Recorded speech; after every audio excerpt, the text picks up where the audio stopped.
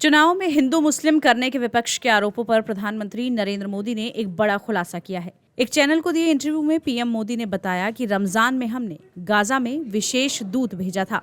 उन्होंने कहा कि यहाँ तो आप मुसलमानों को लेकर मुझे घेर लेते हैं, लेकिन मोदी ने गाजा में रमजान के महीने में बमबारी रुकवाने की पहल की। भारत और इजराइल के बीच करीबी दोस्ती दशकों पुरानी है। कारगिल जंग हो या गाजा युद्ध, दोनों ही देशों ने एक दूसरे की हर तरह से मदद की है। भारत और इजराइल हथियारों से लेकर संयुक्त राष्ट्र के मंच तक एक दूसरे के साथ खड़े रहते हैं। इजराइल इन दिनों गाजा युद्ध में फंसा हुआ है और पिछले 8 महीने से भीषण लड़ाई चल रही है।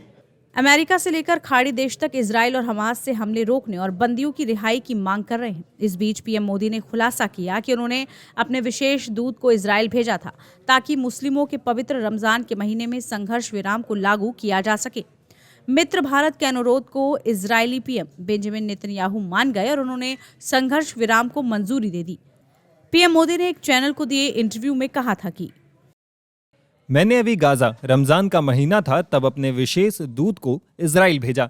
इजराइल के पीएम और राष्ट्रपति सबसे मिलना था। मैंने कहा कि इन्हें समझाइए कि कम से कम रमजान में गाजा में बम ना गिराएं, और उन्होंने पालन करने का भरपूर प्रयास किया। आखिर में 2-3 दिन लड़ाई हो गई, लेकिन मैंने विशेष दूत भेजा था। यहाँ तो मुझे आप मुसलमानों को लेकर घेर लेते हैं, लेकिन मोदी ने गाजा में रमजान के महीने में बम हमले को रुकवाया, लेकिन मैं इसकी पब्लिसिटी नहीं करता हूँ। बता दें, पीएम मोदी जिस विशेष दूत की बात कर रहे हैं वो राष्ट्रीय सुरक्षा सलाहकार और भारत के जेम्स बॉन्ड कहे जाने वाले अजीत डोभाल हैं। अजीत डोभाल ने रमजान से ठीक पहले 11 मार्च को इजराइल की यात्रा की थी।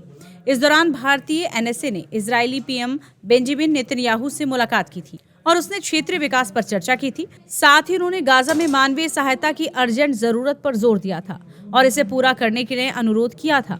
गाजा में उन दिनों खाद्य की भारी कमी थी। इजराइल के पीएम ने एक्स पोस्ट करके कहा था कि उन्होंने भारतीय राष्ट्रीय सुरक्षा सलाहकार से मुलाकात की है। टाइम्स नाउ भारत डिजिटल की रिपोर्ट।